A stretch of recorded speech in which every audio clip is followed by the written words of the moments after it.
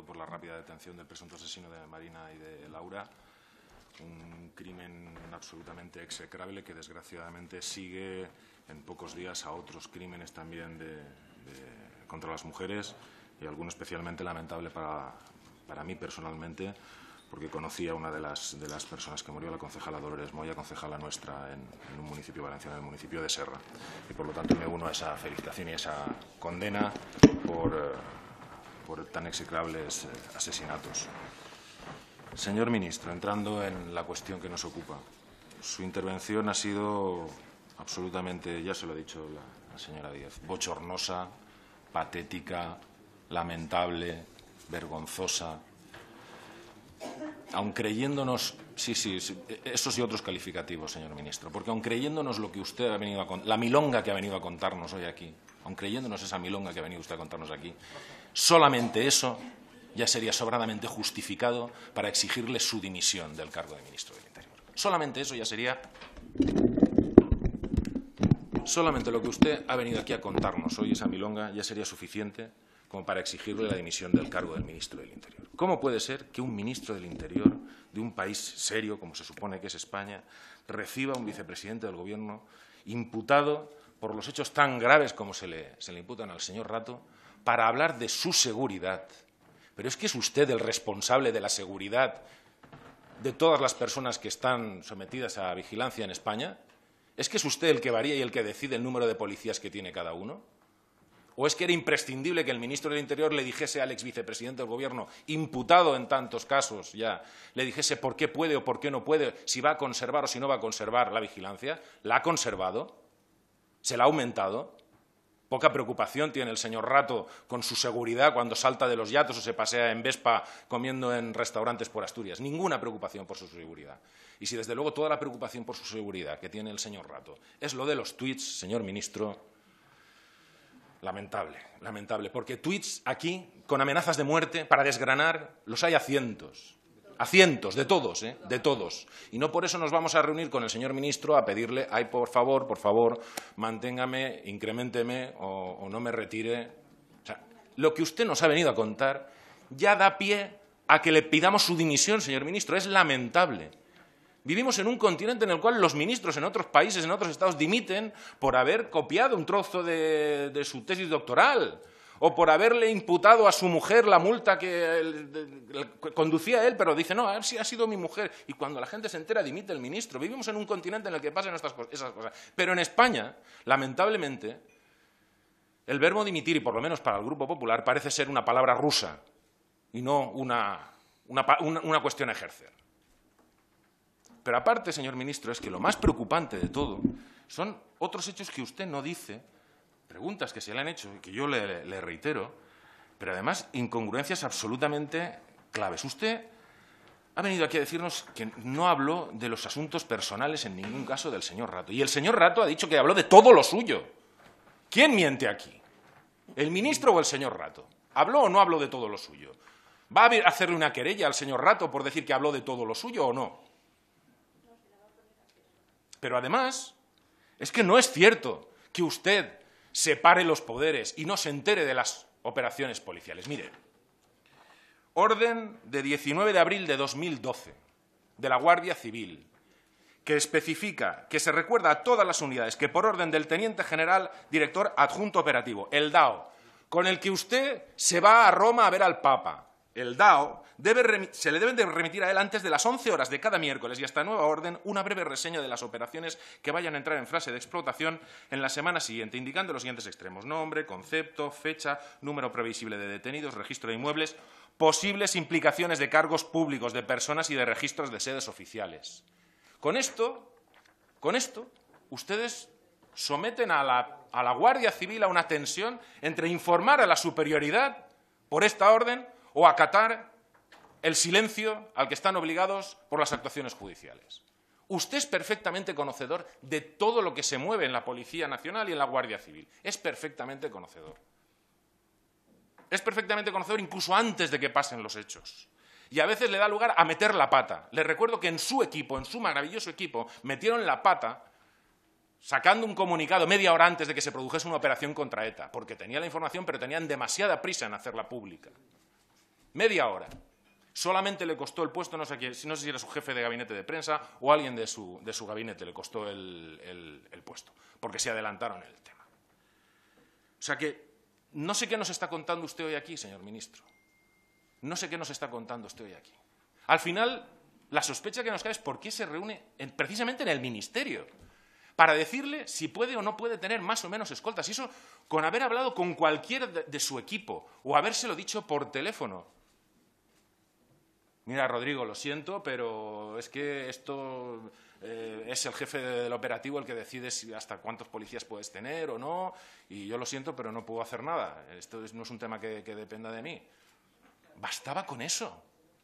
Pero claro, es que hasta las llamadas del señor Rato probablemente estén siendo sometidas a control judicial. Y entonces, al final, uno acaba con la sospecha de que el único sitio de verdad invulnerable en el cual hablar en confianza con el señor Rato sin que se entere ningún juez de este país es su despacho, ¿no? Que es limpio, que no está sometido al control de nadie y en el cual usted y él tuvieron una hora, lo ha confesado, una hora para hablar de aquello que consideraron oportuno. Nos tenemos que fiar de su palabra de que no habló de su situación judicial cuando somos perfectamente conocedores de que el ministro del Interior conoce todas las actuaciones policiales que se están llevando. Con lo cual, señor ministro, la duda es más que razonable.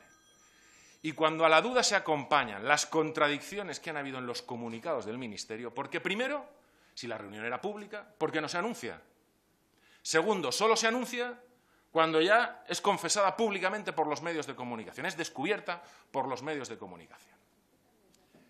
Y cuando se produce ese hecho, se produce un primer comunicado en el cual, bueno, se lanzan balones fuera. Luego se lanza una segunda cuestión de que se está hablando de su seguridad y al final viene usted hoy a contarnos aquí la milonga de que estuvo una hora con él hablando de la seguridad del señor Rato, porque el señor Rato está preocupado por su seguridad, por los tuits ofensivos que recibe. Es absolutamente increíble todo esto. Me uno a las preguntas que le ha hecho la señora Rosa Díez, a saber específicamente por qué canal, por qué vía el señor Rato le pide la llamada. ¿Tiene el señor Rato su teléfono? ¿Le llamé a usted por teléfono? ¿Lo hizo mediante instancia oficial? ¿Con cuántos días de anticipación? ¿Cómo estuvo ese tema? ¿Es que cualquier imputado puede hablar con el señor ministro? ¿Cuántos imputados ha recibido usted? ¿Cuántos imputados acostumbra a recibir en su ministerio? Primera cuestión. Segunda cuestión. ¿Hasta qué punto el presidente del Gobierno era conocedor de forma previa a esta reunión de que se iba a producir? Y si dio su consentimiento a que se produjese esta reunión. ¿O es únicamente responsabilidad suya? Porque de ello dependerá que le exijamos, como ya se le hemos exigido, su responsabilidad en la forma de su dimisión, o exijamos, además, la dimisión del presidente del Gobierno si era conocedor de esta reunión con carácter previo a su celebración. ¿Qué consecuencias ha tenido esta reunión, señor ministro? No nos lo ha desvelado en su intervención. Se le ha mantenido la escolta, se le ha quitado la escolta, ha hecho alguna gestión ante algún otro ministerio, le pidió el señor Rato que hiciese alguna gestión ante algún otro ministro, ante algún otro alta autoridad del Estado o simplemente hablaron de eso. ¿Por qué no hizo un comunicado inmediatamente si tanta luz y taquígrafos dice que había en la intervención, si casi se cruza con el presidente del Ateneo? ¿Por qué no lo anunció en un primer momento? ¿Es que no era usted consciente de la trascendencia que podía tener si se enteraba alguien de esa reunión? Fíjese si tenía trascendencia que hoy, 14 de agosto, fecha tan señalada, estamos aquí reunidos en el Congreso de los Diputados. ¿No era usted consciente de esa situación? ¿Por qué desde el principio no lo aclaró? Aunque hubiese sido por las vías que hubiese considerado necesario ante los portavoces de la Comisión de Interior. Y no quiero terminar sin dos cuestiones. Una primera, trasladarle la preocupación que compartimos con la Guardia Civil, con la UCO, de que esa reunión interfiera directamente en los casos que está investigando la Guardia Civil contra el señor Rato. No es de recibo que usted se haya reunido con él y la Guardia Civil continúe sus investigaciones y nos unimos al temor que tiene la Guardia Civil a que eso pueda interferir.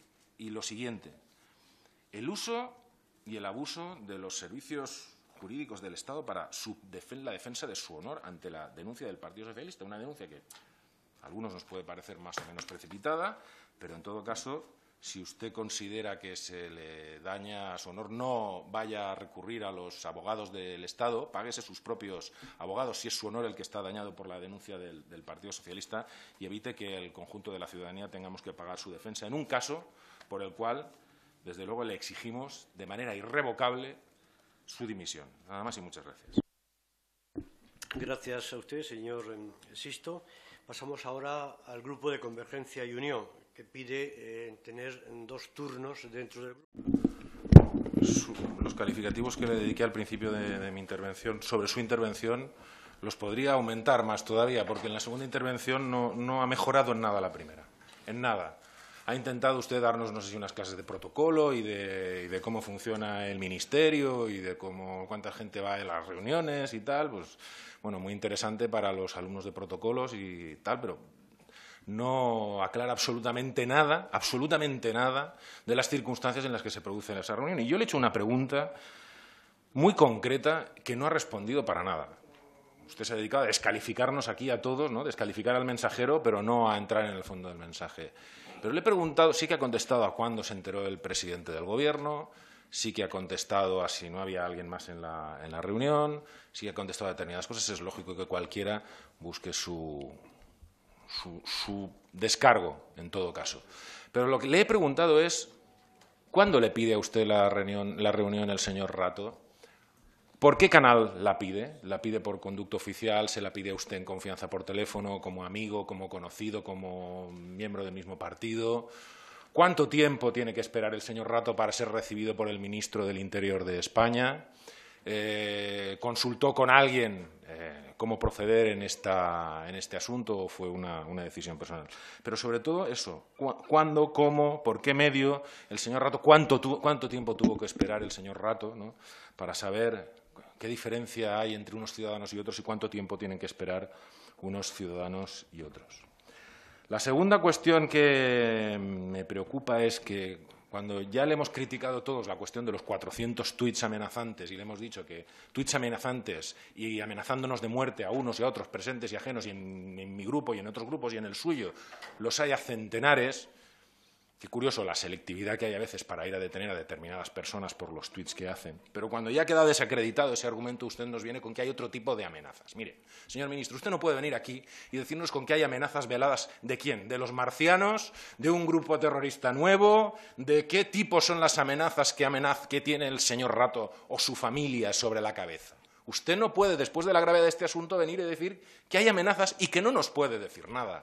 Pues de alguna forma tendrá usted que informar a la Cámara del tipo de amenazas que pesan sobre el exvicepresidente del Gobierno, exdirector del Fondo Monetario Internacional y principal responsable del desastre de Bankia, principal responsable que de eso está acusado ante los tribunales. Usted debería dar explicaciones de ese tipo de amenazas, entrar hasta donde pueda, pero seguro que en esta sede puede dar algún tipo de detalle concreto de qué tipo de amenazas, porque si no lo hace, señor ministro, si no lo hace, queda absolutamente desacreditada la realidad, la verosimilitud de esas amenazas que están en el aire.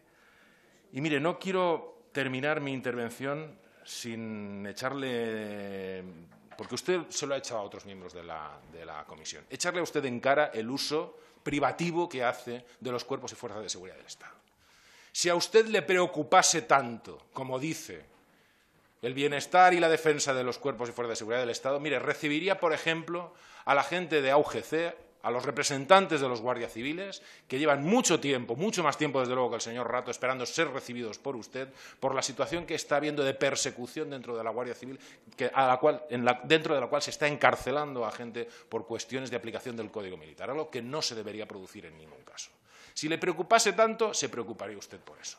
Igual que tampoco le podemos admitir el que diga que desde el poder político no se le dan instrucciones cuestionables, como mínimo, cuestionables a las fuerzas y cuerpos de seguridad del Estado. Y le recuerdo la situación de Melilla. Señor Sisto, por favor, tiene que ir terminando. Concluyo. Y le recuerdo las intervenciones que han habido en la frontera de Melilla y las devoluciones en caliente y la fuerte polémica que existe con el tema de las devoluciones en caliente. Y por ese tema termino. Ha sido usted el ministro de la ley Mordaza, el ministro de la tragedia de Tarajal, el ministro de la interpretación de la devolución en caliente y ahora es el ministro de la vergüenza por recibir a Rato en su despacho, algo que es absolutamente injustificable. Y por todos esos motivos, señor ministro, por todos esos motivos debe usted presentar de forma irrevocable e inmediata su dimisión. Nada más y muchas gracias. Gracias a usted, señor Sisto. Por el Grupo Parlamentario Convergencia y Unió tiene ahora la palabra el señor Guillaumes. Moltes gràcies, president, senyor ministre.